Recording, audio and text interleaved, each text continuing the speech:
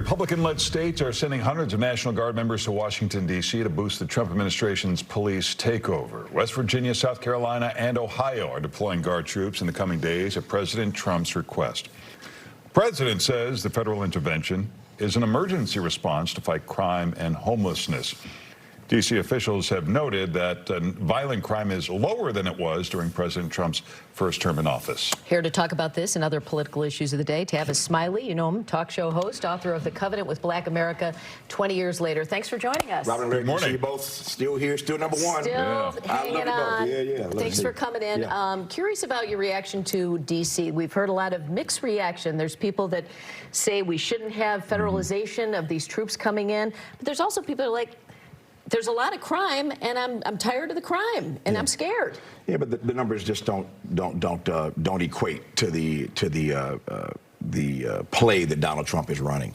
Crime is down in D.C., it's down here in Chicago, it's down in L.A., it's down all across the country in these major markets where Donald Trump keeps sending troops. I live in L.A., as you well know. He sent troops there when our mayor, Karen Bass, did not ask for them, did not want them.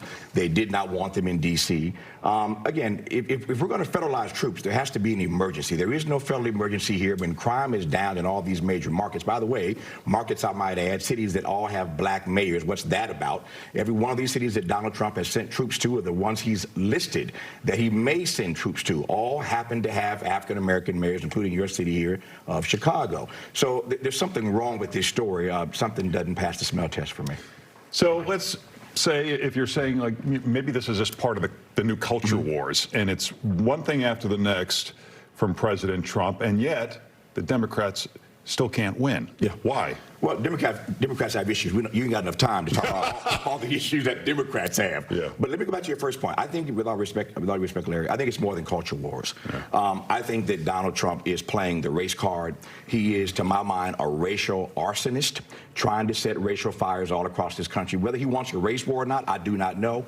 But there are all kinds of cities in this country, major cities with mayors who happen not to be African American. Why are all the cities that he's choosing to advance this agenda cities that happen to have black mayors, number one? But it's not just that. You couple that with no police accountability, even in cities like Minneapolis, where they killed George Floyd, and Louisville, where they killed Breonna Taylor, in Memphis, where they killed Tyree Nichols. So no police accountability. Then you put on top of that all the attacks on DE&I. Then you put on top of that firing the African-American Joint Chiefs of Staff. Then you put on top of that trying to destroy the Blacksonian Museum in D.C. Then you put on top of that, I could do this all day long if you had the time. That's an agenda. And Donald Trump, I think, has a revengeful campaign against African-American voters, and I want to know why. I want to know why. Just a few months ago, you were campaigning for African-American votes, but now you're running an agenda that is antithetical to their best interest. Why, Larry? I don't know. Is it fair to group people that wanted change, Democrats weren't getting it done, to call them racist for voting for Donald Trump? I'm not calling them racist, Robin. I'm calling Donald Trump a racial arsonist. That's a very different thing. I don't believe that just because you supported Donald Trump, you happen to be or are in fact a racist. Matter of fact,